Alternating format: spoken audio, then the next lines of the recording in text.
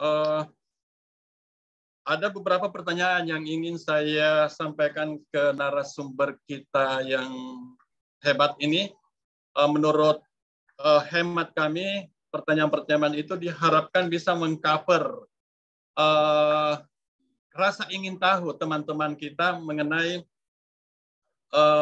khususnya dalam sosialisasi aplikasi pendidikan Aku Pintar, perangkat belajar berdiferensiasi sesuai dengan kurikulum Merdeka. Itu mudah-mudahan saja pertanyaan-pertanyaan kita ini bisa menggali, mengungkap apa yang ingin teman-teman ketahui dari dua narasumber kita ini.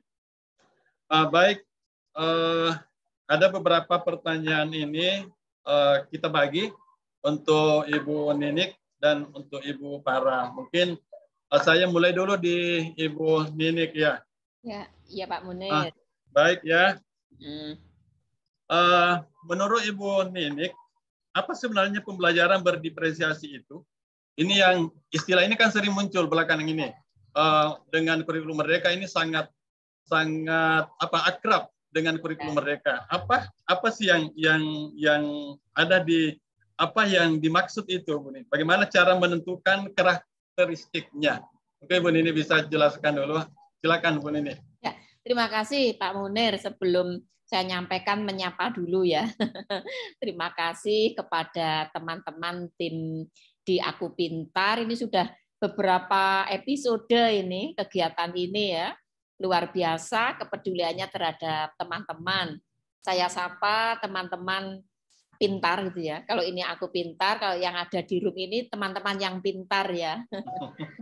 Pertanyaan Pak Munir menarik. Begini Pak Munir, saking menariknya tema kita terkait dengan pembelajaran berdiferensiasi, sampai-sampai pada tahun ini apresiasi GTK ya, guru, kemudian kepala sekolah, kemudian pengawas sekolah, itu semuanya diarahkan kepada apresiasi bagaimana pengalaman baiknya di dalam mengawal pembelajaran berdiferensiasi itu sesuai dengan tugas pokok fungsi masing-masing. Nah, sekarang nyambung dengan pertanyaan Pak Munir. Ini ya. Kalau teori, Ibu Bapak, teori itu banyak gitu ya. Nah, ini definisi simpel yang barangkali itu juga dirasakan oleh teman-teman yang ada di ruangan ini. Jadi, yang terkait dengan pembelajaran berdiferensiasi, menurut saya nih ya Pak Munir ya, kuncinya itu ketika pembelajaran yang dikemas oleh guru, yang dilakukan oleh guru, yang dilaksanakan oleh guru, itu pada saat guru mampu mewadahi kebutuhan siswa di kelas. Nah, itu tampaknya kalimat itu sangat luas Pak Munir. Tapi sebenarnya kok itu dikupas-kupas gitu ya, akhirnya nanti akan ketemu begini. Karena ini kebutuhan belajar murid, maka yang bisa mengerti bahwa murid itu punya kebutuhan apa, itu justru bukan muridnya, Pak Munir. Justru adalah orang yang ada di sekitar murid, tidak lain adalah guru. Oleh karenanya, ini nyambungnya dengan pertanyaan Pak Munir yang kedua sebenarnya. Itu ya. Jadi tampaknya murid itu karena tidak sadar bahwa dirinya itu butuh yang berbeda dengan teman lain, maka guru perlu tahu, mengukur gitu ya, apa yang sekiranya ada pada diri anak itu tidak sama dengan teman lain, tapi dia tidak menyadari. Maka dikenalah yang namanya asesmen awal. Begitu Pak Munir awalnya. Ya, betul. Ya, jadi dengan guru melakukan asesmen awal, akhirnya tahu bahwa murid satu dengan murid yang lain itu punya kemampuan yang berbeda, punya pemahaman yang berbeda, punya pengalaman yang berbeda, di dalam pikirannya itu berbeda-beda. Ketika satu dengan yang lain itu yang berbeda, ada yang plus, ada yang minus. Nah, ketika kita sandingkan, ada yang lebih kurang dibanding teman, maka sebenarnya di situ kebutuhan muncul. Gitu. Ya. Jadi yang tahu itu adalah gurunya, Pak. Betul. Makanya ketika ditanyakan bagaimana, apa definisinya, sebenarnya tadi ketika tahu kebutuhan murid, Nah, gitu Pak Munir. Itu sementara itu, nanti kita sambung lagi. Terima kasih banyak. Sangat jelas apa yang Ibu Ninik sampaikan. Bahwa guru harus mampu mewadahi kebutuhan belajar siswa. Satu siswa dengan siswa yang lainnya pasti berbeda. Untuk mengetahui perbedaannya dimulai dengan tes awal, asesmen awal. Ya. Baik, kita lanjut ke Ibu Farah ya. Dulu kita kenal ada istilah RPP ya. RPP dulu di kurikulum yang lalu, RPP. Sekarang ada namanya modul. Nah, menurut Ibu Farah, apa yang perlu dipersiapkan oleh teman-teman untuk membuat rencana proses pembelajaran yang kita sebut dulu RPP, atau kalau sekarang yang kita sebut dengan rencana modul, apa yang harus dipersiapkan teman-temannya, Ibu Farah? Ya, terima kasih Pak Munir. Ya, izin ini saya juga menyapa dulu ya Pak Munir, kemudian Bu Nini, Mas Robi, Bapak Ibu sekalian, ya salam kenal. Oke. Saya izin untuk menjawab. Jadi kalau tadi sebenarnya yang disampaikan Bu Nini udah cukup jelas ya. Kalau kita mau membuat perencanaan pembelajaran, baik bentuknya RPP, bentuknya modul ajar, yang perlu siapkan apa ya gitu. Yang pertama memang kita perlu tahu dulu kemampuan awal muridnya, siswanya atau peserta didiknya gitu ya. Itu tadi yang sudah disampaikan Ibu Nini. Karena balik lagi, di kurikulum apapun ya, maksudnya meskipun terkesan ini penggunaan asesmen ini nih asesmen awal ini baru sekarang gitu, padahal sih sebenarnya udah dulu juga sudah ada. Makanya untuk yang si kurikulum Merdeka saat ini kita hanya menguatkan kembali gitu ya, kita menguatkan kembali perlunya asesmen di sana gitu ya gitu. Jadi kita perlu nih adanya asesmen awal gitu. Jadi memang untuk untuk di saat ini di contoh-contoh perangkat yang kita bikin juga itu semua ada asesmen awalnya. Sebelum kita mulai pembelajaran, kita bikin dulu tuh itu ada hasil asesmen awalnya. Nah, kalau untuk perangkat yang di pendidikan khusus malah sudah ada profil siswanya didahului dengan itu gitu ya. Jadi udah kelihatan nih peruntukannya ini untuk siapa gitu. Jadi ibaratnya saat kita merancang nanti sudah tidak meleset dari apa yang sudah kita tetapkan di awal, karena kita tahu nih anak kita posisinya ada di mana gitu ya. Si anak kita nih, mana sih yang anak kita masih kesulitan, mana yang anak kita memang masih perlu dikuatkan dan sebagainya. Jadi itu dulu kita taruh di depan sebelum ibaratnya baru kita cari tujuan-tujuan pembelajaran yang pas untuk si anak ini. Jadi tujuan pembelajaran yang kita siapkan tentu saja kita sudah berpedoman kepada hasil asesmen awalnya gitu ya. Jadi dari hasil asesmen awal itu baru tuh kita bisa tahu, oh si anak ini tujuannya di sini. Setelah tujuan-tujuan itu dapat, baru tuh kita bisa mengembangkan perencanaan pembelajarannya gitu ya. Jadi memang kalau dikatakan untuk di kurikulum sekarang kita teaching at the right level, pembelajaran bermakna, pembelajaran diferensiasi, ya iya, karena kita mengacu kepada itu gitu ya. Jadi kalau kita sudah dapat tujuan pembelajarannya, kita tahu indikator kemampuan siswa kita nanti di mana, nanti kita merancangnya akan lebih mudah gitu ya. Pembelajaran berdiferensiasinya ini mudah karena tidak semua anak-anak itu tidak bisa disamakan, meskipun satu kelas gitu ya. Pasti itu ada bedanya gitu. Jadi dari gaya belajar aja tuh si anak sebenarnya beda. Tapi kan memang kita sendiri yang menyamaratakan gitu ya. Ini guru-guru kita nih masih pada posisi udahlah biar gampang kita samakan saja. Padahal kan sebenarnya tidak seperti itu gitu ya. Jadi hal-hal itu dulu yang memang kita taruh untuk di acuan saat kita menyusun rencana pembelajaran tadi, baik RPP maupun modul ajar. Jadi kalau sudah ada itu ya nanti untuk ke belakangnya sudah sesuai tuh. Jadi untuk pembelajaran diferensiasinya kan bisa kelihatan dari strategi yang kita pilih gitu ya misalnya gitu ya. Atau nanti misalnya mau dari kontennya kita diferensiasi gitu, karena memang karena tidak semua anak sama, tentunya harus kita sesuaikan nih. Ada anak-anak kebutuhan khusus tentunya materinya sama, tapi nanti mungkin di dalamnya kita ada yang kita modifikasi. Atau mau di produknya juga bisa nih nanti diferensiasinya kelihatan bentuknya apa sih gitu ya, yang dari tujuan yang sama mungkin outputnya beda gitu ya. Jadi itu hal-hal yang kita siapkan tentunya didahului dengan penekanannya adalah hasil asesmen awal. Kalau yang lain sih sama aja Pak, tujuan pembelajaran kita siapkan, strateginya gimana dan sebagainya, tapi balik lagi acuan utama kita adalah hasil asesmen awalnya. Gitu. Ya. Demikian Pak Munir, terima kasih. Terima kasih Mbak Farah.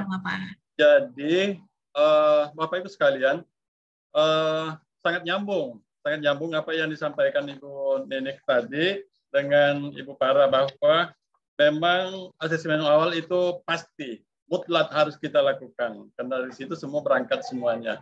Kita tidak bisa melakukan apa-apa kalau kita tidak tahu anak-anak itu start dari mana. Anak-anak itu start dari titik mana dia. Jadi asesmen awal itu mutlak kita lakukan. Dari situ baru kita tentukan tujuannya, karena masing-masing anak-anak kan ini berbeda gayanya, berbeda kompetensinya, semua berbeda. Jadi disitulah peran guru memfasilitasi kebutuhan belajar anak-anak kita. Saya kira bagus sekali ini. Kita lanjut ke berikutnya. Kebutuhan anak-anak itu kan ada dua, Mbak ya. Untuk Ibu Ninik ya, kebutuhan belajar anak-anak itu kan ada dua, ada yang kognitif, ada yang non kognitif. Ya. Nah, bagaimana cara mengidentifikasi itu? Bagaimana kita bisa mengidentifikasi kebutuhan itu yang kognitif dan kognitif dalam rangka pembelajaran berdiferensiasi. Ya. Ya, Bu Nini, silakan. Terima kasih Pak Munir pertanyaannya. Ini nyambung. Ini tadi saya masuk itu agak mepet karena baru mendampingi pembelajaran berdiferensiasi. Izin share ya. Pengalaman tadi saya sampaikan ke teman-teman. Mudah-mudahan ini masih sambung dengan teman-teman yang ada di room ini. Karena tadi saya ke SMA nih tadi. Ini ke guru SMA ini tadi, baru saja saya sampaikan. Ini itu ya, persis yang materi yang saya sampaikan itu, kita tak satu-satu. Tadi yang ditanyakan Pak Munir kan ada kognitif, ada non-kognitif ya. Ya. Ini saya coba yang kognitif dulu, nanti berikutnya saya sambung. Ya, dari apa yang sudah saya amati gitu ya. Jadi ini berdasarkan pengalaman konkret ya. Setelah saya amati, karena peran saya itu sebagai pengawas sekolah gitu ya. Itu biasanya saya awali dari saya menjalaninya terlebih dahulu terkait dengan tugas pengawasan saya, baru saya modelkan untuk para guru. Nah ini pemodelannya nih tadi. Jadi pemodelannya yang pertama, ketika kita akan melakukan identifikasi, berpikir sistematis logis kita itu juga menjadi bagian utama. Jadi yang pertama yang dilakukan, pertama adalah memetakan materi prasyarat dan yang diprasarati. Tadi kalau saya simulasi di sekolah real tadi, saya ilustrasikan fase A sampai fase F, itu gurunya saya jejer-jejer begitu. Kalau bicara fase A, itu kelas 1 dan kelas 2 SD, kelas 2 itu prasyaratnya sebenarnya ada di kelas 1. Kalau kelas 1 prasyaratnya ada di TK gitu ya, mundur-mundur. Kalau nanti naik misalnya sampai SMA, fase E, sebenarnya prasyaratnya ada di fase D. Itu yang saya ilustrasikan prasyarat dan yang diprasarati. Ambil contoh misalnya matematika. Di matematika itu ada materi yang kita sebut dengan operasi bilangan berpangkat. Ini mudah-mudahan ada guru matematika di ruang ini. Ya, berpangkat, bilangan rasional, dan bentuk akar. Ini sebenarnya materi prasyarat untuk rasio trigonometri. Jadi rasio trigonometri ini yang diprasarati, prasyaratnya itu bilangan berpangkat. Ini dipetakan dulu. Mana yang prasyarat, mana yang diprasarati. Jika itu sudah, itu dilakukan pemetaan, ya, baru sebenarnya kita menyusun soal, syukur-syukur guru itu terbiasa dengan sistematikanya berpikir. Jadi nyusun kisi-kisi, tidak saya tampilkan kok berat banget, nggak jadi deh gitu. Jadi langsung saja menyusun soal. Kalau soal itu sudah disusun, sudah dipetakan mana yang menjadi prasyarat untuk materi berikutnya, gitu ya. Kalau kita di kurikulum Merdeka berarti CP-CP sudah terdistribusikan menjadi TP-TP gitu ya. Antara TP1 dengan TP yang lain itu saling prasyarat dan memprasarati. Berikutnya setelah soal itu disusun, ini langkahnya sebenarnya membuat kunci jawaban dari soal yang diberikan. Kalau kunci jawaban sudah dibuat oleh guru, bukan kunci jawabnya diberikan ke anak ya, tetapi soal itu tadi diberikan kepada anak, lalu anak diberi kesempatan untuk mengerjakan sesuai dengan kemampuannya. Gitu ya. Nah, dari situ akhirnya yang bisa terpola adalah ternyata murid itu ada kemungkinan menjawab soal itu tidak sama pola pikirnya, begitu intinya. Nah, dari pola pikir itu, ini saya tuliskan membuat kemungkinan jawaban murid, guru bisa memprediksikan ini. Mungkin nanti soal demikian jawabnya ini, mungkin ini, mungkin ini. Nah, kemungkinan-kemungkinan tadi, itu saya menyebutnya itu membuat kategori, Pak Munir. Ada yang kategorinya paham utuh, ada yang kategorinya paham itu sebagian, setengah paham gitu ya. Tapi ada juga yang tidak paham. Berarti kalau misalnya saya memikirkan itu ada kemungkinan 3 macam pemahaman, maka hasil itulah yang dikoreksi guru terkait dengan pemahaman tadi dari soal yang sudah diprediksikan menjadi prasyarat. Itu ya. Dari situlah akhirnya guru menginterpretasikan kemampuan anak tadi ada di kategori mana. Kalau sudah diinterpretasikan, misalnya paham utuh, berarti sebenarnya itu yang siap pada materi yang diberikan guru. Tapi bagi yang paham sebagian, atau bahkan tidak paham, mestinya pada jam yang bersamaan, itu lakukan remedial teaching dulu. Begitu Pak Munir, dampaknya pembelajarannya berdiferensiasi ini terkait dengan konten ini, begitu. Jadi kalau guru itu bisa melakukan ini, saya yakin guru terpanggil melayani, gitu ya, dengan porsi masing-masing ketika memberi kebutuhan bantuan, seperti yang disampaikan Bu Farah tadi, kebutuhan sesuai dengan kebutuhan anak-anak. Itu ketika kita sudah tahu pengkategorian ini, gitu ya. Jadi diinterpretasikan tindak lanjutnya apa. Bagi anak yang sudah mampu, lanjut belajarnya. Bagi anak yang setengah, gitu ya, ada yang tidak paham sama sekali, kita akan mengelompokkan, kita memberikan layanan. Ini jika kognitif, Pak Munir. Nah, sekarang bagaimana yang non kognitif? Nah, yang non kognitif itu yang tidak dikaitkan dengan materi pelajaran kita, Pak. Lalu bagaimana psikososialnya anak? Kemudian apalagi misalnya berkenaan dengan gaya belajar anak. Lalu bagaimana apa yang dimiliki sarana prasarana anak, ya. Saya juga tadi menyampaikan beberapa poin gitu ya.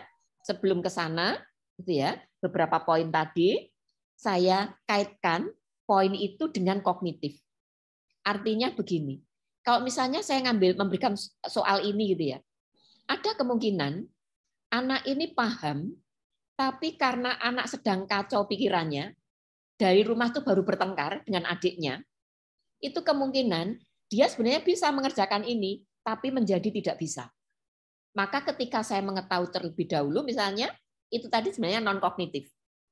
Gitu ya. Jadi kok kognitif, asesmen awalnya seperti ini berkontribusi juga perannya terkait dengan kondisi psikologinya anak. Itu yang non-kognitif. Jadi ketika diberi asesmen, gurunya memberi buat kunci jawabannya untuk gurunya ini ya. Lalu peluang-peluang anak ini, peluang ini bisa terjadi meleset dari perkiraan guru karena psikologinya anak tidak kita ketahui sebelumnya. Maka ternyata mengetahui pasti kognitif dan non-kognitif murid itu ternyata sangat penting. Begitu Pak Munif. Saya lanjutkan sedikit lagi. Nah, ini tadi. Ini yang tadi saya katakan. Peluang-peluang anak mengerjakan itu, jika clear kognitifnya itu sudah kita ketahui pasti, maka prediksi kita mengkategorikan kondisi anak, itu kemungkinan tidak terlalu meleset. Artinya ketika tadi Bu Farah menyampaikan terkait dengan perencanaan pembelajaran, setidaknya kalau ini kita lakukan untuk awal tahun pelajaran, tapi menyeluruh untuk semua materi, itu sangat efektif nanti. Kita pastikan materi-materi prasyarat apa yang belum dikuasai, tentunya kognitif anak sudah terketahui gaya belajarnya, kemampuan kenyamanan psikologinya dan sebagainya, sehingga ketika menginterpretasikan paham sebagian, paham utuh, tidak paham. Nah, yang tadi terkait dengan kesejahteraan psikologi, aktivitas belajar di rumah, kemudian kondisi keluarga siswa, termasuk bahkan pikiran ini. apa saja aktivitasnya, bagaimana perasaan, apa yang diceritakan aktivitas dan lain-lain. Ini mempengaruhi pada saat proses belajar. Kalaupun proses belajarnya itu pada saat itu diberi assessment awal, hasilnya itu bisa saja meleset atau tepat ketika kognitif ini tidak kita ketahui. Gitu ya. Kalau kita ketahui, itu akan tepat sasaran. Begitu sementara Pak Munir. Baik, makasih banyak. Bu Nini ini kelihatannya sangat sulit membuat materi ini lebih ringkas ya. Begitu banyaknya yang mau disampaikan. Ya. Begitu banyaknya kalau ini bisa dibahas satu hari ini, Ya. Tapi apa yang disampaikan Bu Ninik tadi ini, kalau boleh saya padatkan bahwa pembelajaran berdiferensiasi itu harus mutlak guru harus memahami kebutuhan kognitif siswa anak. Guru mutlak harus memahami kebutuhan non kognitif anak. Jadi guru harus bisa menghargai kehadiran anak di sekolah dengan kebutuhan, dengan kemampuan yang berbeda-beda. Saya kira begitu ya, Bu Ninik. Makasih banyak. Baik, Bapak Ibu sekalian, kita lanjut ke pertanyaan berikutnya untuk Ibu Para. Bagaimana cara kita menentukan perangkat belajar yang sesuai dengan sistem penilaian dalam pembelajaran berdiferensiasi dalam kelompok belajar ini? Jadi dalam kelas itu kan ada kelompok-kelompok. Mungkin kita kelompokkan ini anak level apa, kemudian ini anak level apa, ini anak kompetensinya seperti apa, ini anak kebutuhan kognitifnya, non kognitif seperti apa. Ada kelompok-kelompok begitu. Bagaimana caranya kita menentukan perangkat belajarnya itu? Para, silakan. Oke, baik Pak Munir, terima kasih. Jadi balik lagi Pak, kalau tadi didasarkan pada yang saya sampaikan tadi, Bu Nini sampaikan, kuncinya itu asesmen awal, iya gitu ya. Dari asesmen awal itu tadi kalau kita lihat paparan Bu Nini juga dipetakan ya gitu ya. Jadi kompetensinya gimana gitu. Ini juga sama kurang lebih gitu. Jadi gini, kita harus paham juga bukan hanya soal akademik nih gitu ya, tapi tadi ada juga hal-hal yang ibaratnya di luar itu gitu ya. Kayak sebenarnya si gaya belajar anak gimana sih gitu ya. Perkembangan dia di luar akademiknya seperti apa, itu juga hal-hal yang harus kita pertimbangkan saat kita bisa menentukan oh si anak nih ada di kelompok sini gitu ya, nanti perangkat yang cocok untuk dia ini gitu ya. Jadi taruh lagi nih misalnya dengan gaya belajar anak gitu ya, gaya belajar anak ada anak yang memang tipenya auditif, ada anak yang tipenya visual, ada juga yang taktil, dan ada juga yang gabungan gitu ya. Itu udah beda tuh gitu. Jadi bisa tidak kita membuat satu tujuan yang sama. Jadi biasanya kalau saya cerita kayak gitu, guru-guru langsung akan spontanitas, berarti perangkat ajarnya banyak dong Bu bikinnya gitu ya. Enggak juga gitu ya. Kita bisa tetap bikin satu gitu, dalam arti tujuan kita tetap satu, tapi nanti memang satu bisa beda di pendeliveriannya gitu ya. Jadi strategi yang kita pakai pendekatannya berbeda, itu bisa gitu ya.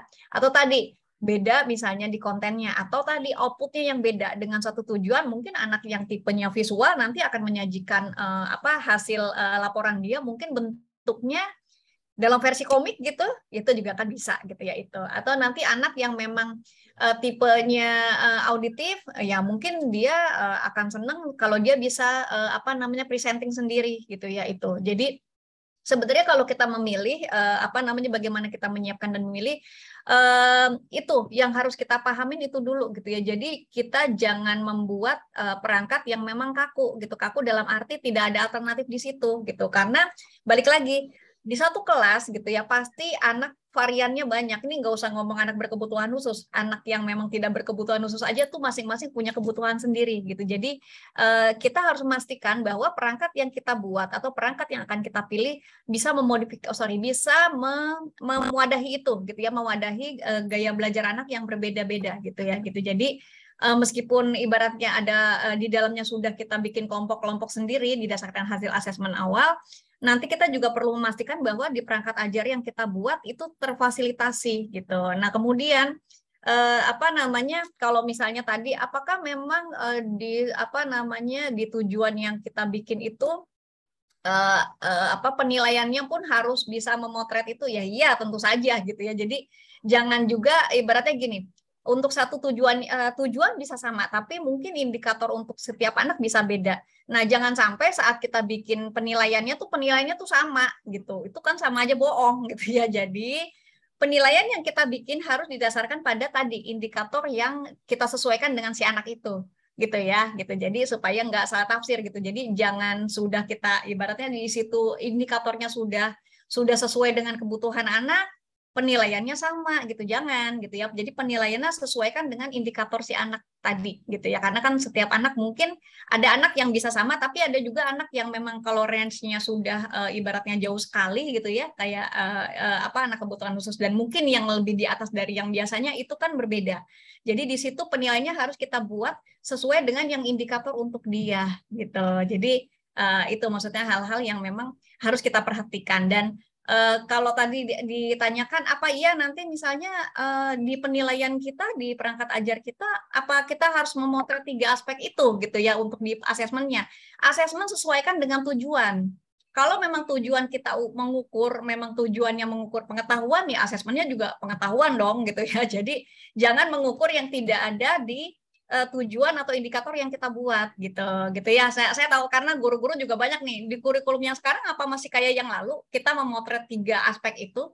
Enggak, kalau yang sekarang sesuaikan dengan tujuan kita gitu ya, karena balik lagi capaian pembelajaran yang kita buat itu sudah memuat 3-tiganya gitu. Jika memang terpotret 3 untuk di tujuan, silakan nanti boleh di asesmennya juga memotret 3. Jadi asesmen itu mengukur apa yang memang sudah kita tetapkan di awal gitu ya.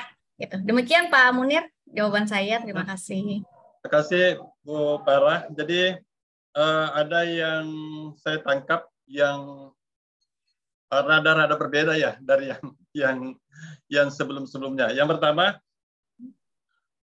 perangkat pembelajaran yang kita buat tidak kaku, gitu. Jadi tidak harus fleksibel, ya. Kemudian memang tujuan sama, memang tujuan satu, tapi strateginya berbeda, indikator-indikator berbeda. Tentu kalau indikator strategi itu berbeda, tentu asesmen penilaiannya juga nanti harus berbeda. Nah, ini kan yang sering terjadi. Guru-guru kita itu membuat soal satu, jadi itu satu soal, semua soal sama untuk semua anak. Nah, inilah bedanya ya. Bedanya sekarang dengan yang lalu. Kalau yang lalu itu mungkin kita buat soal satu seragam. Sekarang ini saatnya kita membuat soal sesuai dengan indikator-indikator yang kita buat sebelumnya, sesuai dengan gaya belajar siswa-siswa kita, anak-anak kita.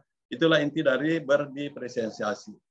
Berikutnya lagi satu pertanyaan Bu Ninik ya. Tapi ini satu pertanyaan, ini ada 3 subnya. Adakah contoh yang Bu Nini bisa tampilkan untuk teman-teman kita ini, contoh perangkat belajar berdiferensiasi yang bisa ditunjukkan? Kemudian adakah tolak ukur kesesuaian dalam tahapan capaian siswa? Dan yang berikutnya Bu Nini, bagaimana seharusnya model perangkat belajar yang bisa digunakan oleh tenaga pendidik agar dapat dikatakan berdiferensiasi? Ini kata seharusnya ini. Bagaimana seharusnya model? Apakah memang begitu? Ya, baik. 1, terima kasih Pak Munir. Pertanyaannya panjang tetapi bisa dirangkum. 1, 2, 3 ya. Yang ketiga, yang kedua itu tolak ukur ya.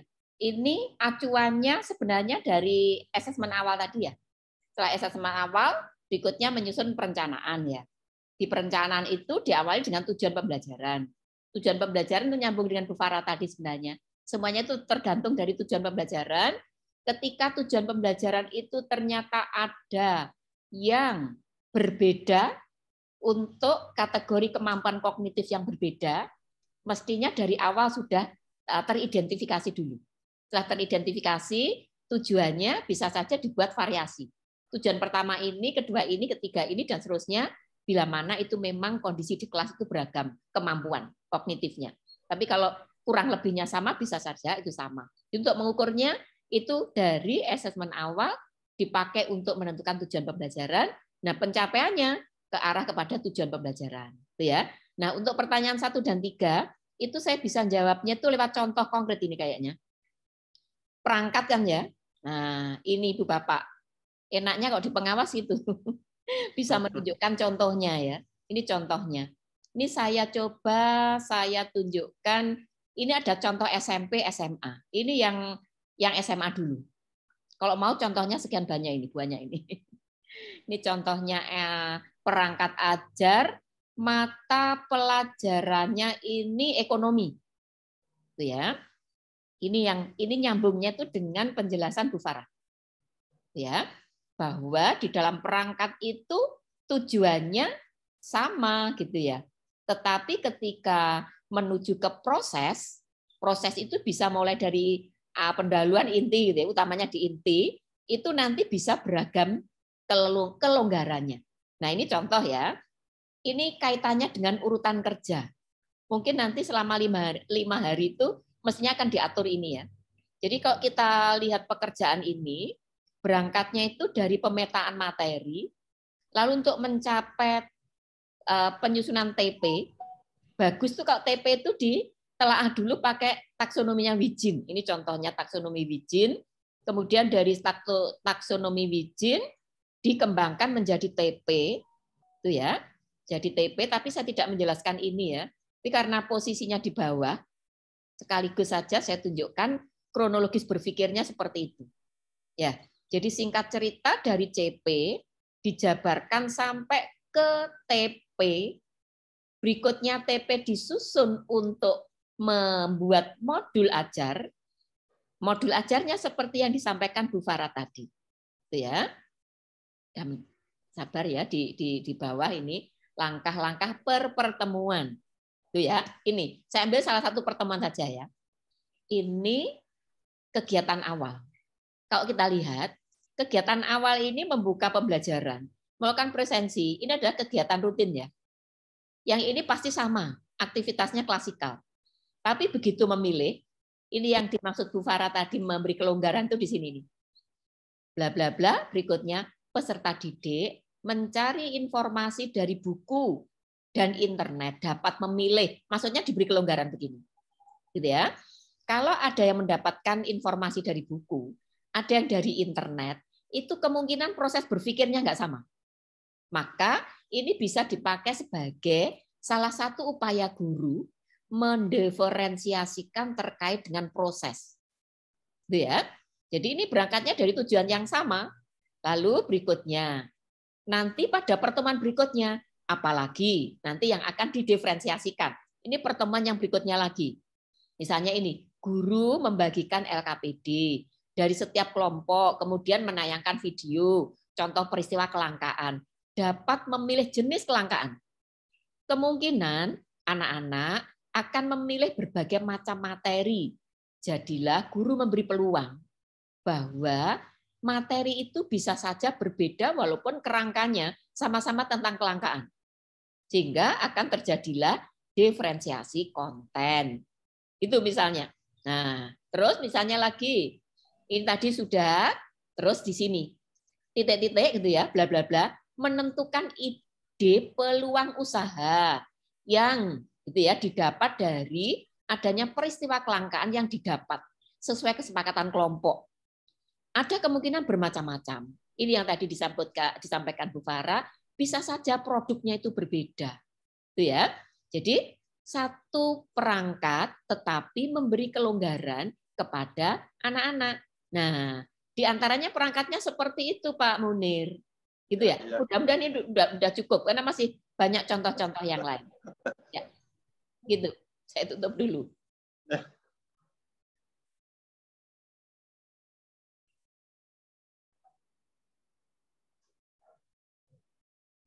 Gimana Pak Munir?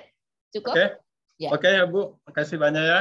Ini sangat lengkap sebenarnya, Bu Ninik. Cuma sayangnya kita punya ruang dan waktu yang tidak bisa mengcover semuanya.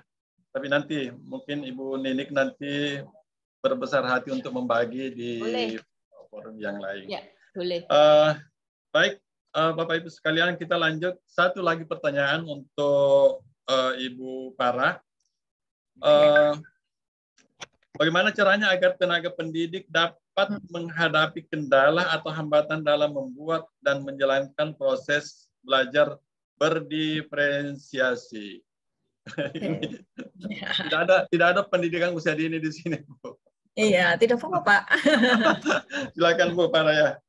Iya, terima kasih Pak Munir gitu ya. Jadi balik lagi nih ya. Jadi kalau di sini sebenarnya prinsip pembelajaran ini nih mau PAUD, SD, SMP, SMA, SLB sama aja kok Pak gitu ya. Jadi balik lagi untuk pembelajaran diferensiasi ini nih sebenarnya juga kita mengadop dari prinsip-prinsip dari pendidikan khusus sama anak usia dini loh gitu. Karena memang dia lebih dulu untuk child center gitu ya. Maksudnya dibandingin yang lain gitu ya gitu. Jadi emang kita mengadop dari prinsip-prinsipnya di pendidikan khusus gitu ya. Pendidikan khusus itu kan udah dari dulu tuh dia ada asesmen diagnostik dan sebagainya gitu ya.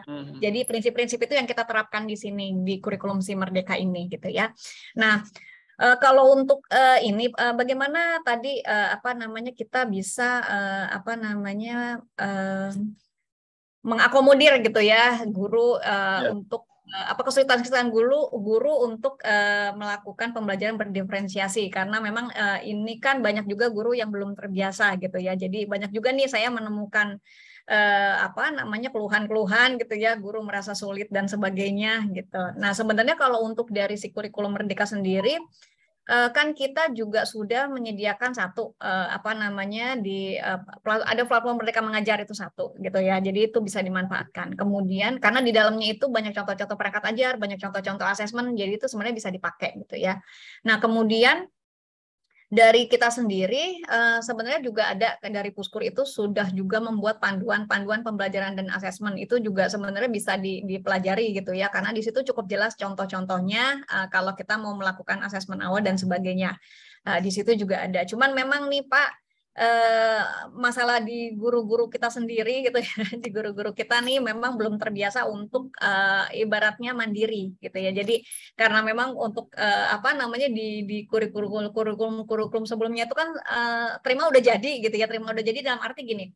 Kalau dulu kita pakainya KD itu udah cukup jelas loh 2.1 ngapain. 2.1 anak misalnya boleh mengenal, nanti 2.10 sudah memahami dan sebagainya. Itu runtut sekali dan itu cukup jelas gitu ya. Jadi sebenarnya ikutin stepping itu aja tuh udah clear gitu ya. Nah, sementara kalau untuk di kurikulum Merdeka sekarang ini guru dipaksa untuk ibaratnya mandiri dalam arti capaian pembelajaran itu kan gelondongan dan itu 2 atau 3 tahun gitu ya. Jadi mau nggak mau dia harus memecah itu sendiri gitu ya gitu. Itu saat awal pun kita banyak terima komplainan gitu karena guru-guru menyatakan oh kita aja masih kesusahan kok kurikulum yang lalu gitu ya gitu. Cuman kalau kita berpikir gini, kalau tidak dipaksa kapan lagi gitu ya gitu. Sekarang ini udah keterampilan 421 gitu ya. Mau tidak mau gurunya harus dipaksa gitu. Jadi ibaratnya kalau kayak obat itu pahit tapi menyembuhkan. Ini juga sama gitu ya. Jadi guru-guru harus ibaratnya kita sudah menyediakan kayak platform itu untuk guru supaya bisa belajar.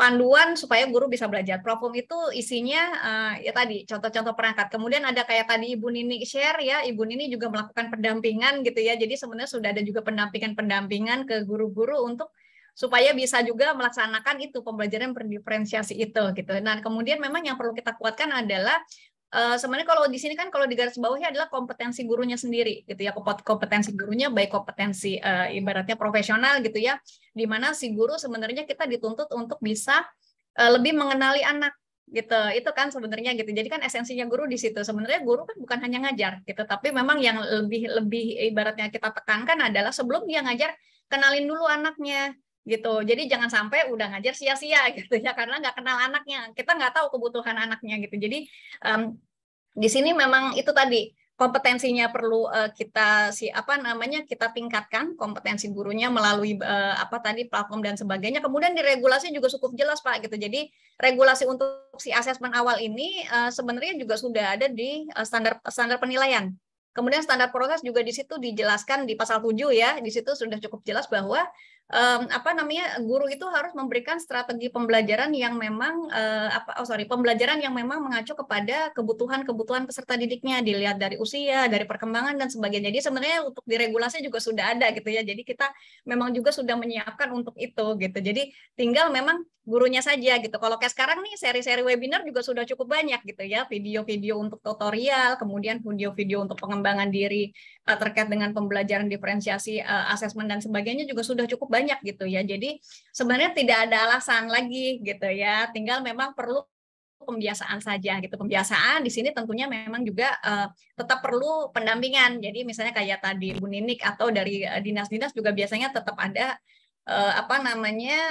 program-program untuk itu. Jadi bukan hanya ibaratnya kita sudah menyediakan ininya nih ya, ibaratnya sumber-sumbernya tuh sudah cukup banyak, tinggal memang keinginan dari gurunya sendiri untuk berubah gitu. Jadi itu mindsetnya dulu yang harus berubah supaya memang bisa lebih paham. Karena kalau semua sudah disediakan tapi gurunya juga masih enggan untuk berubah, ya itu yang susah gitu. Jadi kalau tadi dikatakan apa yang perlu disiapkan, siapkan dulu mindset untuk berubahnya gitu ya. Karena kalau kompetensi insya Allah kita sudah cukup menyiapkan ya gitu. Kayak Bu Nini juga tadi sudah cukup loh Bu Nini sampai mau bagi bahannya loh gitu ya. Jadi semua sudah tersedia, tinggal memang keinginan gurunya saja untuk terus berupaya untuk menempa diri dengan kompetensi-kompetensi yang diperlukan untuk bisa melayani kebutuhan peserta didiknya.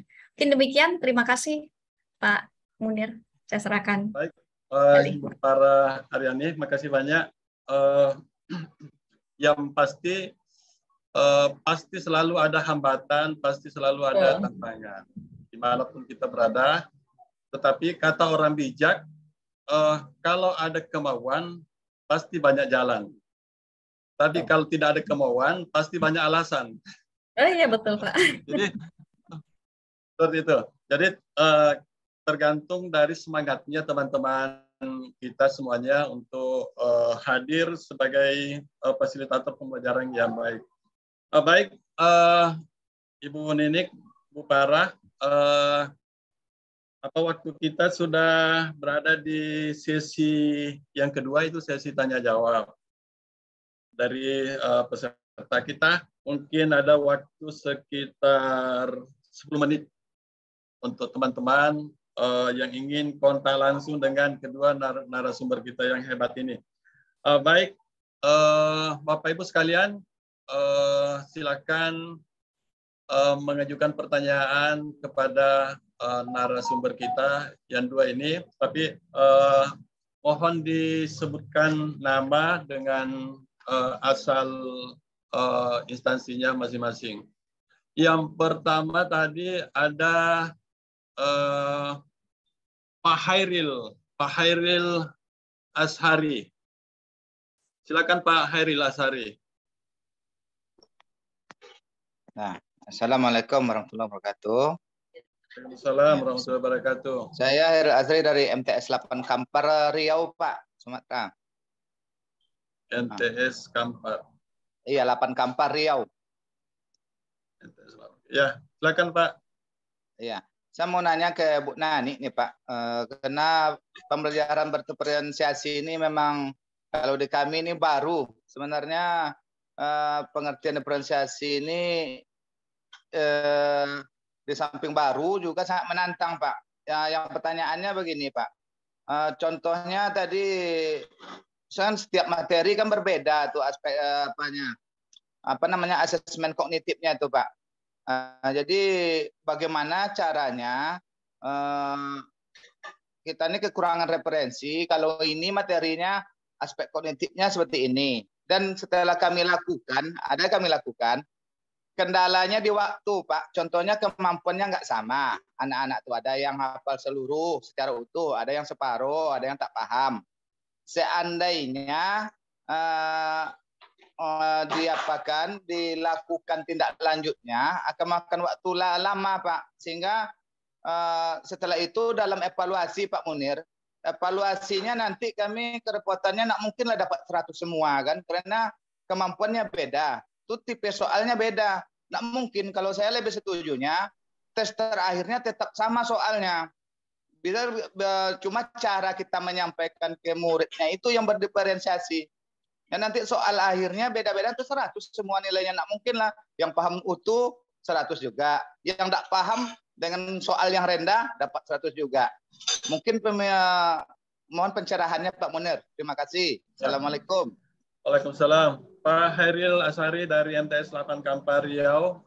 Saya tidak ulang pertanyaannya ya Bu Ninik ya. Bu Nini mungkin sudah sangat jelas. Silakan Bu Nini. Oke. Terima kasih Pak Munir, nanti bisa saling dilengkapi oleh Bu Farah gitu ya. Jadi ini tadi yang saya sampaikan lewat paparan tadi, kita berbicara asesmen awal ya. Ketika asesmen awal, kita ingin mengetahui modalitas anak-anak. Gitu ya. Ketika modalitas anak sudah diketahui, secara alamiah, kalau guru terpanggil ya ini kan ada guru yang bekerja jadi guru, ada yang guru terpanggil ya. Kalau bekerja kan ada pekerjaan lain jadi guru, beda ini ya. Nah ini ilustrasinya adalah yang terpanggil. Ketika terpanggil menjadi guru, begitu tahu bahwa modalitas anak itu tidak sama, gitu ya, mestinya akan memberikan layanan sesuai modalitasnya. Jadi ya, ketika modalitasnya itu tidak sama, lalu diukur dengan alat yang sama, akhirnya kita kembali menjadi tidak adil lagi. Intinya kan begitu ya. Tapi ini kalimat saya tuh mudah didengar ya, tapi belum tentu mudah dijalani. Ya. Tapi mudah-mudahan nanti suatu saat akan menemukan sisi itu. Ya. Dengan demikian, kalaupun kita sudah tahu modalitas berbeda, kita tidak tega ceritanya Pak. Tidak tega. Misalnya kemampuan anak kita itu adalah anak SD kelas 2, kita ngajar SMP kelas 7, gitu ya. Maka kitanya sendiri nggak akan tega memberikan soal anak itu setara dengan SMP kelas 7. Mau tidak mau kita terpanggil membekali anak itu setidaknya meningkat dari kemampuan awalnya. Gitu ya. Sehingga ketika pada tataran tertentu tidak memungkinkan dibawa ke kelas 7, maka kita sudah berniat tanda bahasa Jawanya itu ngopeni, gitu ya, ngopeni anak dengan modalitas seperti itu, gitu. Sehingga ketika memberikan soal itu kita bedakan karena kita mengerti anak kita ini modalitasnya seperti tadi. Sebenarnya esensinya ilustrasinya ke sana Pak Khairil, gitu ya. Mungkin Bu Farah akan nambahin ini kayaknya. Oke. Baik ya, mungkin Bu Farah sebentar ya, sebentar. Siapa tahu ada kaitannya dengan penanya berikutnya karena waktu kita ini sangat mepet. Sebentar ya Bu Farah ya. Pak Wijaya, Pak Jaya Wiharjan, Bogor. Ya silakan. Baik. Terima kasih Pak Munir. Selamat sore semuanya. Jadi sangat menarik tema diskusi dan pelatihan hari ini. Saya menyesal kok saya baru bergabung saat ini, Bapak Ibu.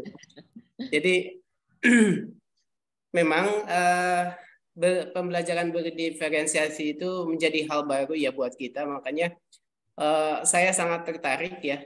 Sebelumnya perkenalkan saya Jaya Wiharja dari SMP Al-Wafi di Kabupaten Bogor. Ingin bertanya, pembelajaran berdiferensiasi ini kan kalau kita istilahnya kalau kita memilih gaya belajar siswa di kelas akan kesulitan kita dalam melaksanakan pembelajaran pada siswa gitu kan.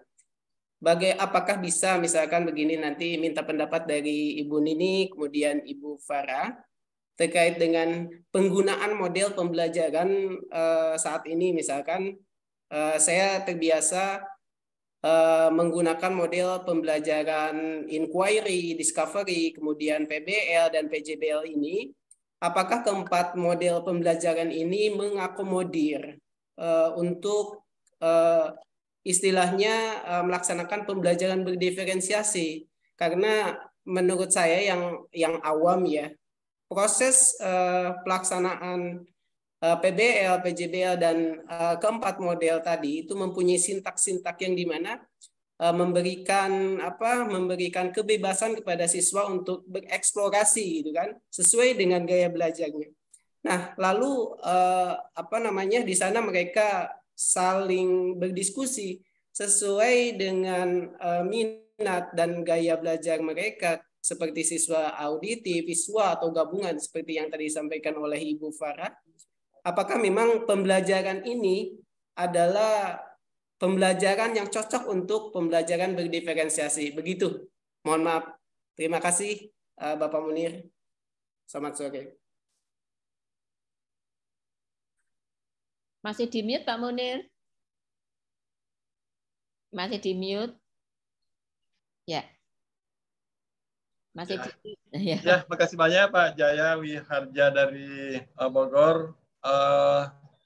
Sepertinya pertanyaan Bapak ini lebih mirip dengan materi-materi yang disampaikan oleh Ibu Farah tadi. Ya. Mungkin kalau ada waktu Bu Ninik nanti lengkapi. Ya, oke. Silakan Ibu Farah ya. Ya. Oke, baik. Ya, izin Pak Munir menjawab. Ya, terima kasih. Nanti Bu Nini bisa menambahkan juga, gitu ya. Jadi sebenarnya kalau untuk sintaks, gitu ya, itu tidak masalah Pak, gitu ya. Jadi sebenarnya model pembelajaran berdiferensiasi ini bisa menggunakan model apapun, gitu. Jadi tidak berpengaruh modelnya, gitu ya. Karena balik lagi, yang mau kita fasilitasi kan kebutuhan anaknya, gitu ya. Jadi itu bisa di-delivery melalui model apapun. Jadi tidak berpengaruh, Pak, gitu ya. Tinggal memang di situ nanti Bapak perlu memfasilitasinya di mana, gitu ya. Mau pendekatannya kah gitu ya, mau nanti di materinya kah, apa mau di outputnya gitu ya, contohnya gitu ya. Tapi memang di situ nanti akan terfasilitasi kebutuhan anak yang beragam ini gitu. Jadi untuk sintaks itu tidak berpengaruh gitu ya. Nah kemudian tadi kalau Pak Hairil tadi nanya ya, jadi ini apa memang harus nanti soalnya gimana gitu ya, kalau ibaratnya kita sudah pakai asesmen awal, data ada asesmen awalnya tuh siswanya beragam gitu, nanti bisa nggak kalau misalnya pas soal akhirnya tuh sama semua? Tetap nggak bisa Pak gitu. Jadi gini, yang saya sampaikan tadi di depan, soal ya yang kita buat harus disesuaikan dengan indikator tadi ketercapaian si anak. Si anak itu kemampuannya di mana gitu ya. Jadi makanya tadi tujuan bisa sama tapi mungkin indikatornya beda nih untuk tiap anak. Mungkin dengan satu anak bisa nih. Jadi untuk anak yang memang slow learner gitu ya, ya sudah dia misalnya tujuannya ini aja misalnya menyebutkan saja gitu ya, tapi mungkin anak yang kemampuannya di atas bisa dia disuruh analisis gitu ya, tujuannya tetap sama nggak masalah tapi indikatornya yang beda. Nah nanti si anak diukur berdasarkan hasil indikatornya gitu. Jadi jangan nanti Bapak samain tuh si anak ya udah hasil soalnya saya suruh aja analisis semua yang nggak dapat dong yang tadi ya, yang anak yang si mengenali itu gitu. Jadi soal harus disesuaikan dengan tadi si indikatornya anak. Nanti kurikulum merdeka gimana? Nggak ngaruh Pak, kurikulum merdeka sekarang ikutin anaknya gitu ya. Jadi soal berbeda pun tidak masalah. Nanti di rapot beda ibaratnya nanti 80 mungkin sama, 80-nya sama, tapi uraiannya beda. 80-nya si A sama 80-nya si B mungkin beda gitu ya.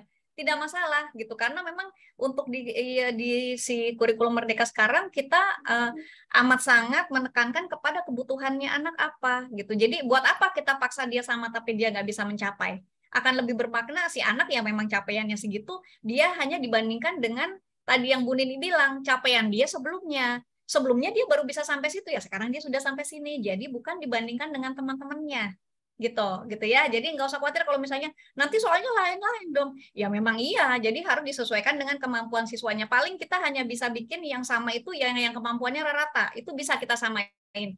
Tapi anak-anak yang memang sudah ekstrim sekali apa iya kita samain? Kan enggak gitu ya. Tetap aja dia harus ada soal yang beda untuk dia sesuai dengan tadi indikator dia gitu ya. Itu gitu. Demikian yang bisa saya jawab. Pak Munir, terima kasih. Nanti mungkin Bu Nini mau menambahkan. Terima kasih. Hebat semuanya. Masih boleh ya satu Bu Nini ya. Pak Munir, Pak ya. Munir, boleh ya, nambah satu siap. Pak Munir. Pak Munir. Sebentar ya. Pak? Dia begini Pak. Ada. Oke. Ya silakan Pak Irin. Ya gini Pak, ya. Karena nanggung tadi Pak. Yang saya tanyakan begini Pak, karena kan pendidikan kita di Indonesia ini beda dengan luar Pak. Kalau di luar tuh sesuai kemampuan anak, kelanjutannya anak tuh sesuai kemampuan dia juga Pak. Tidak sama, contohnya yang juara ke negeri, yang tidak juara dia ke swasta. Bisa contohnya bisa S1 yang pintar, yang tidak pintar bisa D3. Kalau di Malaysia, di kita kan tidak. Kita lebih cenderung di akhirnya itu sama penilaiannya di kita, bagaimana untuk naik kelas atau untuk ranking juaranya itu bagaimana. Nggak mungkin lah soalnya, makanya saya lebih cenderung diferensiasi itu penanganannya, prosesnya beda, tapi untuk tujuan yang sama. Tapi kalau kita samakan, umpamanya yang low soalnya low pula, itu nilainya 100 semua, Pak. Macam mana kita membedakan gimana rankingnya? Sementara dia satu kelas, apakah kita bedakan kelasnya, kelas low, kelas high? Jadi pencapaiannya nanti akhirnya outputnya kemana, Pak? Itu yang saya lebih kasihan dia nanti. Dia nilai tuntas juga dengan soal berbeda. Tahu-tahu pas naik dari SMP ke SMA, dia masuk pula lokal unggul nanti, Pak. Tambah parah dia, Pak. Guru susah, dia pun susah. Itu pemahaman saya. Terima kasih, Pak Munir. Baik, Pak Hairil. Bu Ninik, Bu Farah ini masih sepertinya masih semangat sekali teman kita ini, Pak Hairil, untuk membuat soal yang sama untuk semua siswa. Ya, Pak. Silakan Bu Ninik dulu ya. Baik, gini Pak Hairil, memang kita perlu mengubah mindset ya kali ini ya. Ketika kita sudah mengubah pola yang disampaikan Pak Hairil memang sudah terjadi sekian puluh tahun lamanya gitu ya. Nah ini sedang proses memperbaiki itu Pak ceritanya. Namanya proses memperbaiki kadangkala sakit gitu ya. Kita belum bisa move on gitu ya. Tetapi pikiran kita itu belum bisa menanggalkan gitu ya. Nah harapannya begini Pak. Saya ilustrasikan ketika AN, Pak. Mungkin teman tidak hanya Pak Hairil ya, semuanya. Di AN, itu pada saat anak mengerjakan AKM, yang mengerjakan itu 45 anak, sebenarnya nanti capaiannya itu punya kategori macam-macam loh ya. Ada yang kategori mahir, ada yang cakap, ada yang dasar, ada intervensi khusus. Kan gitu ya. Jadi sebenarnya dengan sendirinya tuh anak-anak itu terpetakan, Pak Hairil ceritanya. Terpetakan. Makanya di hasil rapot pendidikan itu nilai sekian, misalnya kemampuan literasi atau numerasi di situ 2, sekian. Itu sebenarnya kan representasi dari capaian anak di kategori 4 tadi. Nah gitu ya.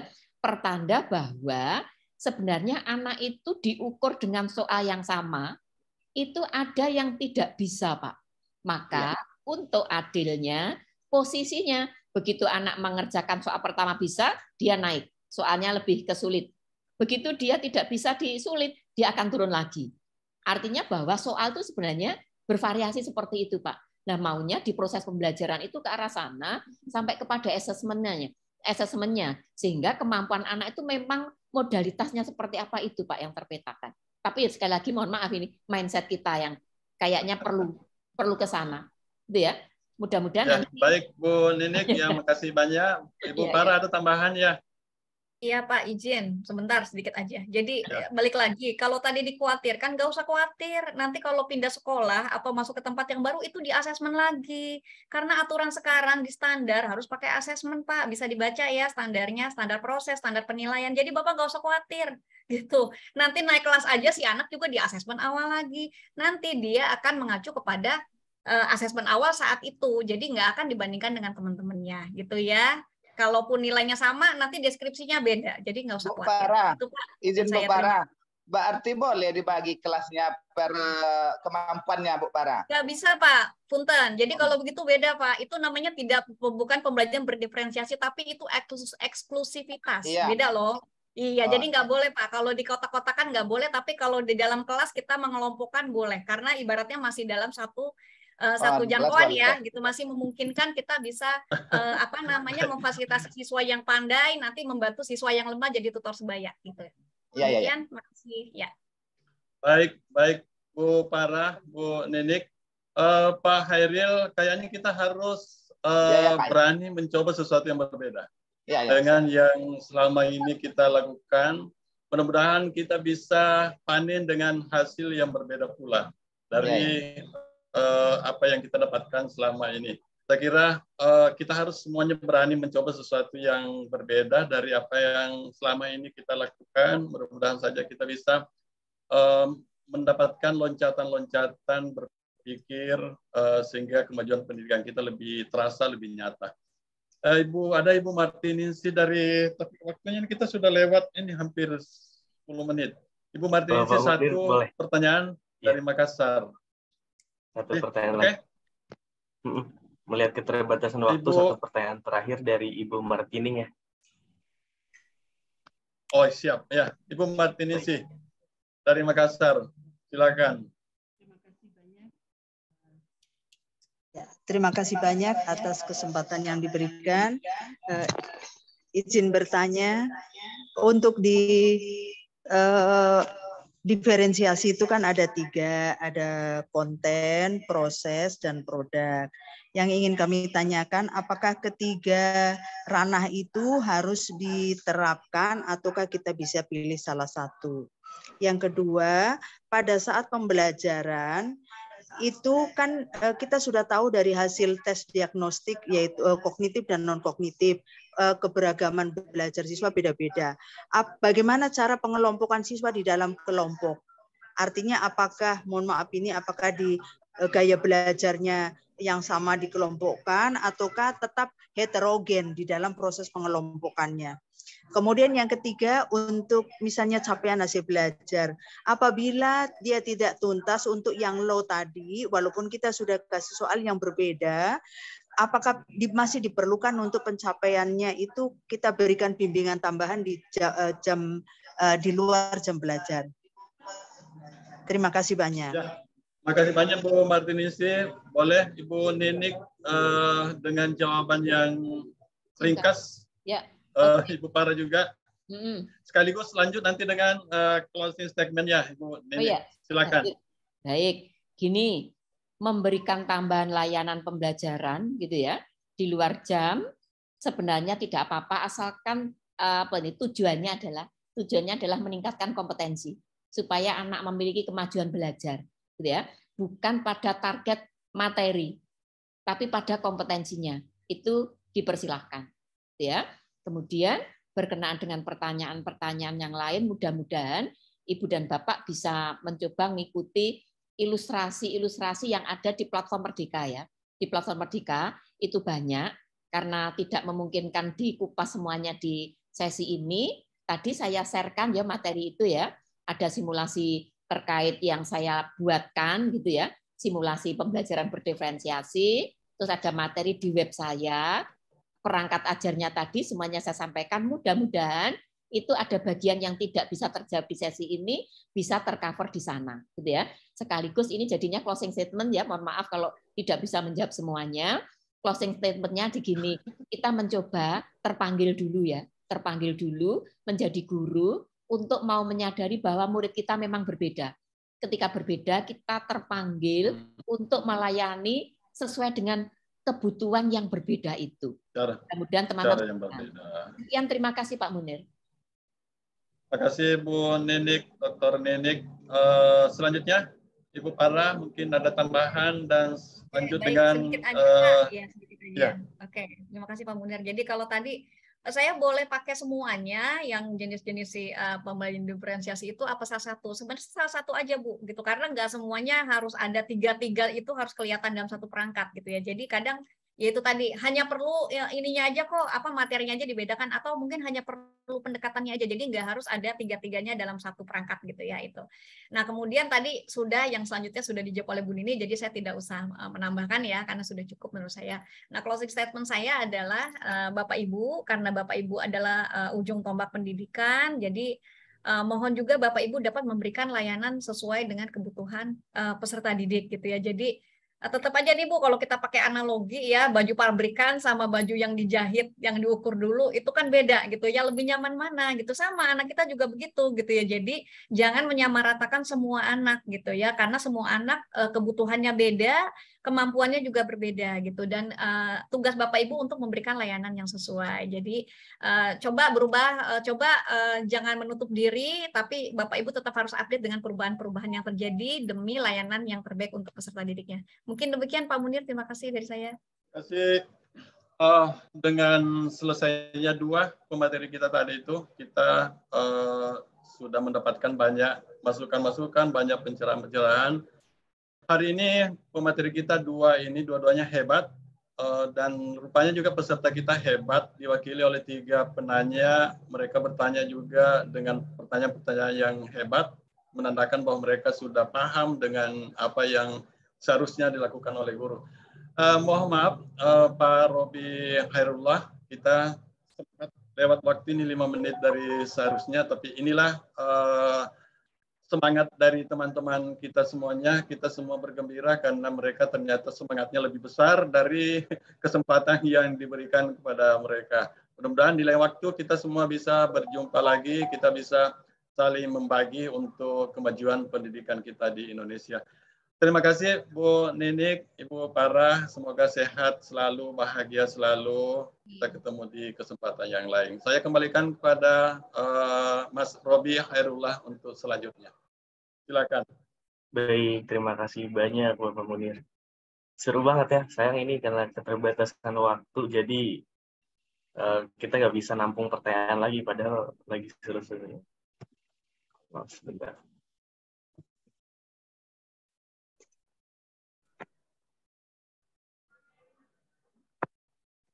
Baik, siap. Sekali lagi saya ucapkan terima kasih kepada Ibu Nini Kristiani MPD dan Ibu Farah Aryani SPD MPD. Kami ucapkan pula terima kasih sekali lagi kepada Bapak Munir SAG MAG yang telah memandu diskusi hingga terjalin dengan seru dan penuh manfaatnya. Semoga apa yang dibahas oleh para narasumber, yang dibahas oleh kita, yang ditanyakan, yang kita dapat juga gitu, dapat menjadi pembelajaran yang sangat-sangat bermanfaat buat kita semua gitu. Nah, Bapak dan Ibu, sejalan dengan hal tersebut, salah satu langkah awal untuk kita dapat menciptakan perangkat belajar yang berdiferensiasi adalah dengan mengenali seluruh karakteristik dari siswa. Nah, ada yang unik dari Aku Pintar, ada yang spesial dari Aku Pintar, bahwa Aku Pintar ini adalah salah satu alat yang bisa atau dapat dijadikan referensi dalam memetakan karakteristik peserta didik, sehingga nantinya guru-guru dapat membuat strategi pembelajaran yang tepat kepada peserta didik sesuai dengan karakter peserta didik masing-masing. Nah, selengkapnya mengenai aplikasi Aku Pintar, mungkin ini nggak lama, cuma sekitar 5 menitan, saya izin untuk share screen terlebih dahulu.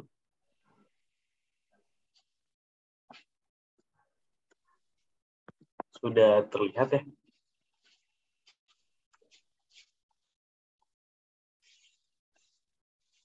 Baik, kalau tadi dari Ibu Nini, saya masih terngiang-ngiang dengar. Jadi Ibu Nini bilang, kok apa yang nggak bosen-bosen ya ngadain kegiatan gitu. Sebenarnya apa sih Aku Pintar, dia ngapain, dia siapa, dia buat apa, kayak gitu kan. Nah, di sini kita bakal kenalan sedikit tentang Aku Pintar. Mungkin karena ada guru juga yang baru tahu. Jadi Aku Pintar itu merupakan edutech acuan yang kita punya misi di mana kita pengen memberdayakan ekosistem pendidikan gitu. Udah deh, poinnya di memberdayakan aja. Nah, dari memberdayakan ini kita sadar bahwa faktor yang saling berkaitan di dalam dunia pendidikan atau faktor-faktor yang kita perhatikan adalah ya pertama siswa, oke, pelajar. Kemudian guru gak bisa kita pungkirin kalau si guru itu memegang andil yang sangat banyak gitu. Siswa, guru, kemudian orang tua. Makanya di Aku Pintar itu kita punya program di mana program ini dikhususkan untuk ketiga objek ini gitu. Kita punya program buat siswa di mana seminggu bisa 1 kali program, sebulan bisa 3-4 kali, kemudian untuk guru kita sebulan sekali, untuk orang tua bisa sampai sebulan 2 kali gitu. Ya ini gunanya kita buat merawat ekosistem itu gitu. Kita untuk memberdayakan. Nah, kemudian ini misi dari Aku Pintar sendiri. Kita ingin jadi pelopor, kemudian memberdayakan, dan yang terakhir ada kontribusi meningkatkan kualitas SDM agar minat dari peserta didik sesuai dengan minat dan menuju Indonesia Pintar gitu. Nah, ini untuk latar belakang ya, berdirinya dari Aku Pintar. Jadi berdasarkan data Indonesian Development Forum dan juga Indonesian Career Center Network, kalau sebanyak 87% pelajar Indonesia itu salah memilih jurusan, dan sebanyak 71,7% pekerja di Indonesia itu tidak bekerja sesuai dengan latar pendidikannya atau enggak bekerja dengan sesuai passionnya. Nah, ini mungkin yang menjadikan alasannya. Sekarang saya tuh usianya nggak terlalu tua ya, mungkin saya seumuran sama anak dan cucu mungkin dari ibu bapak semua. Jadi sekarang saya baru paham ibu dan bapak, kenapa sih dulu belajar nggak maksimal, kenapa sih skill susah banget buat diasah, kenapa sih gampang banget stres. Ya karena salah jurusan. Gimana kita mau maksimal belajar? Gimana kita nggak stres? Gimana nggak susah ngasah skill? Kita skillnya bukan di IT, tapi diasah buat bisa IT. Itu definisi salah jurusan. Dan 87% pelajar tuh ngalamin yang kayak gitu. Nah, kemudian sekarang udah kerja nih. Kadang kok bisa gampang stres ya? Kok potensi nggak keluar maksimal ya? Kok inovasi nggak keluar-keluar ya? Ya karena kerjanya nggak sesuai sama passion, nggak sesuai sama yang apa kita punya, nggak sesuai sama kita, nggak sesuai dengan bakat yang kita punya gitu. Dan ini nggak dialamin bukan cuma dari saya gitu Bapak dan Ibu. 71% pekerja ngalamin hal yang kayak gini. Nah, Aku Pintar hadir untuk meminimalisir ini. Kira-kira nggak mungkin dong kalau turun sampai dengan 0% kan nggak mungkin ya. Ya paling nggak kita minimalisir ini deh. Jangan sampai para pelajar nanti salah jurusan, kita minimalisir dan pekerja agar mereka bekerja itu sesuai dengan fashion gitu. Nah ini kalau Aku Pintar digambarkan dengan ketampanan dalam bentuk data atau kecantikan dalam bentuk data, sekarang Aku Pintar itu total penggunanya lebih dari 1 juta sobat pintar. Ini hampir merata ya, cuman tetap didominasi sama Jawa. Karena mungkin aksesnya dapat dengan mudah dan memang fasilitas di Pulau Jawa lebih unggul daripada pulau-pulau lain. Untuk gendernya kita imbang 51 untuk perempuan dan 49 untuk laki-laki. Berarti aplikasi ini sangat-sangat gampang ya dipahamin maupun oleh laki-laki maupun perempuan gitu. Untuk jangkauannya jauh lebih banyak ke SMA karena ngelihat dari karakteristik si Aku Pintar ini kayaknya lebih difokuskan untuk anak SMA seperti itu. Nah, kita sadar bahwa akar dari permasalahan si salah jurusan tadi, si salah kerja tadi, kerja nggak sesuai passion, jurusan nggak sesuai sama minat yang kita punya gitu. Kita sadar bahwa akar untuk memperbaiki semuanya itu adalah ya dari guru dan si pelajar tentunya. Jadi kita perlu meracik atau perlu membuat sebuah program di mana si guru dan siswa itu dapat berkolaborasi seperti itu. Nah, yang tadi saya bilang bahwa Aku Pintar itu bukan guru, kita bukan juga pelajar gitu. Yang bisa kita lakukan untuk meminimalisir ini ya kita dengan memfasilitasi, kita jembatani, kita kasih perangkat, kita kasih fasilitas gitu. Dengan program-program dan dengan aplikasi, karena kita dari EduTech, perusahaan EduTech gitu. Nah, apa sih? Ini beberapa fitur-fitur yang ada di Aku Pintar. Ini juga yang nantinya akan sama-sama Ibu dan Bapak pelajari di pelatihan asinkronus nanti, kurang lebih selama 2 hari. Mungkin dari sekian banyak fitur-fitur, ini salah satu fitur unggulannya, 4 fitur unggulan, dan kita hanya fokus ke 1. Jadi di pelatihan asinkronus nanti, Ibu dan Bapak semua akan mempelajari aplikasi Aku Pintar, di mananya fokusnya di tes minat pintar. Di tes minat pintar ini nanti Ibu dan Bapak dapat belajar gimana sih cara kita ngebaca kepribadian siswa.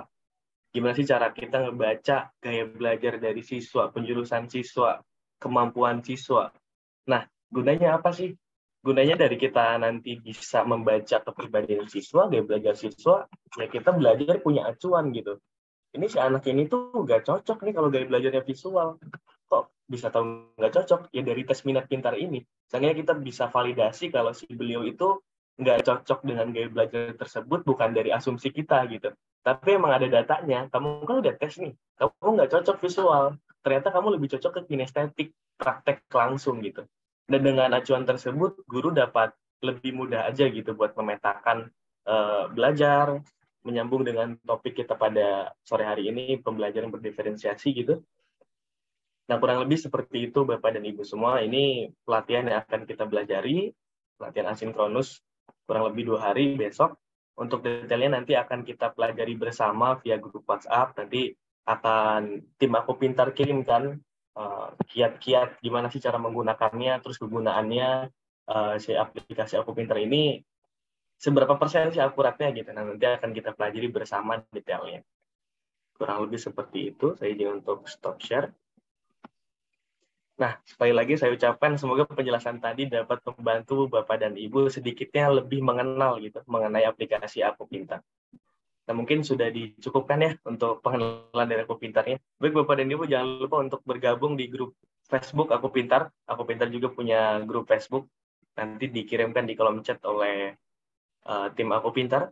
Silakan di situ Bapak dan Ibu chit-chat, saling diskusi, saling sebar informasi juga boleh terkait pendidikan. Dan kembali lagi menginfokan bahwa kegiatan ini, rangkaian ini masih akan berlangsung hingga Jumat 28 Oktober 2022. Jadi pastikan Bapak dan Ibu mengikuti semua rangkaian kegiatannya untuk mendapatkan sertifikat 40 jam pembelajaran. Baik Bapak dan Ibu semua, sebelum kegiatan ditutup, saya izin untuk meminta dokumentasi terlebih dahulu. Jadi Bapak dan Ibu boleh untuk menyalakan kameranya jika berkenan.